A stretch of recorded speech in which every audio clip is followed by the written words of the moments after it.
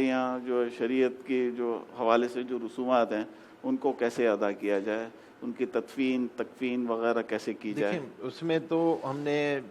مشورے سے، ان حضرات کے مشورے سے، مفتیان اکرام نے، اکابرین اساتذہ اکرام سے، اساتذہ سے، مفتیان اکرام سے،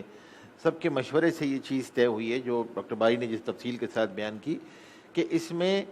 جو میت کے حقوق ہیں وہ سارے حقوق بھی ادا ہو جاتے ہیں، اس کی تکریم بھی باقی رہتی ہے، اور اس کے ساتھ ساتھ طبی اصول بھی باقی رہتے ہیں اور کسی دوسرے کو نقصان بھی نہیں پہنچتا۔ دیکھیں غسل میت میں گلفز تو پہلے بھی لوگ پہنتے ہیں، عام اس میں بھی غسل میں جو ہے وہ گلفز پہن رہے ہوتے ہیں، اب صرف یہ ہے کہ ایک لباس اور وہ آسانی سے مہیا ہے، پہلے تو مشکل تھی اب وہ مل جاتا ہے، آسان ہے، تو کچھ احتیاطی تدابیر اختیار کرنی ہیں تاکہ دوسروں کو نقصان نہ پہنچے۔ لیکن اس کے ساتھ ساتھ میں یہ چاہوں گا اسی پروگرام کے توسط سے، کیونکہ آپ کا پروگرام دیکھا جاتا ہے، مسلمان حکمرانوں کو اس وقت ضرورت ہے اس بات پہ احتجاج کرنے کی، خاص طور پہ جو سری لنکا نے ایکسٹریم پوزیشن اختیار کی ہے، جی یہ بالکل غلط ہے، اور جب خاص طور پہ اس قسم کے ایس او پیز بنے ہوئے ہیں تو وہ ایس او پیز ان کے ساتھ شیئر کرنے چاہیے، اور جب ڈاکٹرز کی ایکریڈیشن ہے اس کے ساتھ اور وہ ڈاکٹرز کہہ رہے ہیں کہ جی یہ کوئی اب آگے نقصان نہیں ہوگا اس میں، تو ہمیں اپنا احتجاج بھی ریکارڈ کرانا چاہیے، اور جو حضرات اس پہ اثر ہو سکتے ہیں ان تک بات بھی پہنچانی چاہیے، خاص طور پہ اس بات کا ہمیں دیکھیں اس میں پریونٹیو میجرز اپنی جگہ ہیں، لیکن انسان زندہ ہو یا میت اس کی تکریم اپنی جگہ باقی رہے گی۔ دیکھیں اگر وہ مریض بھی ہے نا تو اس کے حقوق ہیں مریض کے، جیسے ڈاکٹر صاحب نے بہت بنیادی بات کی، اور میں تو پرزور مذمت کرتا ہوں اس چیز کی جو میڈیا نے اس وقت یہ اختیار، دیکھیں خدا نہ خواستہ یہ کوئی کرکٹ میچ نہیں ہو رہا ہے کہ آپ اس کی وکٹیں دکھا رہے ہوتے ہیں کہ یہ وکٹیں گر گئی ہیں، یہ انسان ہے، مسلمان ہیں، ان کی شہادتیں ہو رہی ہیں نا۔ جو مفتی زبیر صاحب نے ایک بات کہی ہے کہ کم از کم وہ رنج تو چہرے پہ نظر آ رہا ہوں نا جو مسلمانوں کے ساتھ اس وقت بیت رہی ہے حالات، اور پھر اس کے ساتھ ساتھ انتقال ہو جائے تو بھی، اور مریض ہے تو بھی اچھوت نہیں ہے وہ، خدا نہ خواستہ مریض کے بھی احکامات موجود ہیں، گھر کے اندر بھی ہے تو بھی اس کے احکام ہیں، اسپتال میں ہے تو بھی اس کے احکامات ہیں۔ سلام کرتا ہوں ان ڈاکٹر حضرات کو جو فرنٹ لائن پہ اس وقت اس جہاد کے اندر شریک ہیں، اللہ تبارک و تعالیٰ نے ان کے لیے کیا کیا درجات رکھے ہوئے ہیں وہ سوچ بھی نہیں سکتے اس بارے میں۔ اور اس کے ساتھ ساتھ ان لوگوں کو بھی دیکھیں مسلمانوں کے جذبات کا بھی لحاظ رکھنا چاہیے۔ 200 300 400 سال کی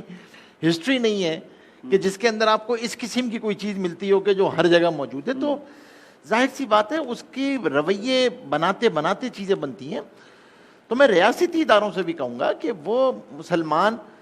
جو مسجد آ گیا ہے یا نہیں آنا چاہیے تھا لیکن آ گیا ہے، تو بھائی اس کو بھیجنے کا کوئی فہمائش طریقہ کار اختیار کرنا چاہیے۔ کوئی خدا نہ خواستہ دینی کام میں تو اس نے کوئی دہشت گردی نہیں کر رہا ہے، وہ کوئی خدا نہ خواستہ کہ آپ اس کو بیڑیاں پہنا رہے ہیں، اس کو مار رہے ہیں، اس کو مسجد، ان تمام چیزوں کی مذمت بالکل۔ اور جو مفتی حسین صاحب نے بات کی تھی، دیکھیں ہمیں اس بات کا لحاظ رکھنا چاہیے کہ احتیاطی تدابیر کے ساتھ ساتھ جو مساجد کا تقدس ہے،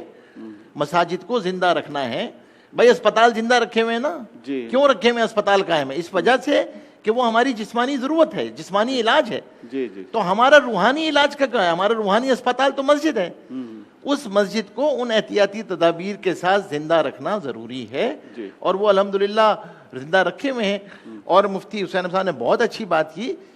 کہ کچھ کمیٹیاں آگے بڑھیں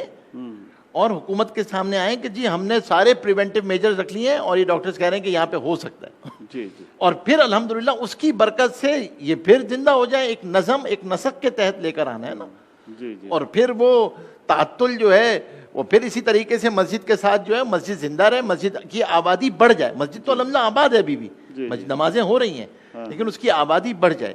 تو تینوں حالات میں ہمیں اس بات کا لحاظ رکھنا ہے کہ اس کا اکرام اپنی جگہ پہ رہے۔ وہ صحت مند مسلمان ہے اور وہ مسلمان ہے تو اس کے جذبات کا لحاظ رکھنا ہے، بیمار ہو گیا ہے تو اس کے عیادت، اس کے احکامات ہیں، انتقال ہو گیا ہے، شہید ہے تو اس کی اپنی تکریم ہے، اس کے اپنے احسانات ہیں، ان کے گھر والوں کے ساتھ سب کے ساتھ ہمیں ان معاملات کا خاص طور پہ لحاظ رکھنا ہے کہ کسی کی اس درجے اہانت آمیز رویے نہ ہو ہمارے۔ اس چیز کو تھوڑا سا ایڈ کروں آپ کے ساتھ کہ جی جب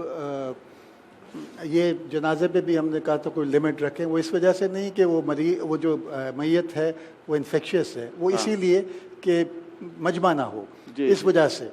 دوسری بات یہ کہ میں ایز ڈاکٹر اور میں ایک جگہ پر ایک پوزیشن میں بیٹھا ہوں جہاں پر میں آواز پہنچا سکتا ہوں اور بات کرتا ہوں بھی ہوں، تو جب بھی کیونکہ یہ چیز جو لاک ڈاؤن ہے اس نے آہستہ آہستہ ایز آؤٹ ہونا ہے، تو میں نے ان سے یہی تھا کہ میرا یہی تھا کہ جب بھی ایز آؤٹ ہوگا تو سب سے پہلے مساجد سے ہوگی۔ پہلی چیز جو ہے نا ہر لیول پہ چیف منسٹر کے ساتھ بھی کہ پہلے لیول پہ جب ایز آؤٹ ہوگا تو اس میں اب ہم کو دیکھیں دنیا اب بالکل مختلف ہو گئی ہے اس وبا کے بعد، تو اب ہم کو عام شہری کے لیے بھی وہ بنانے پڑیں گے ضوابط کہ اس نے کیسے رہنا ہے، فیکٹریز میں بھی، مساجد کے لیے بھی کہ جی ابھی وہ دور نہیں ہوگا، ابھی انفیکشس رہے گا، تو اس کے لیے کیا کیا احتیاطی اور علماء کے ساتھ مشورہ کر کے، اور میں شکر گزار ہوں علماء کا کہ انہوں نے ہماری باتوں کو سمجھا، اس کے ساتھ اس حساب کو اسی کے اس لیے پوری سفارشات بنائی اور اس چیز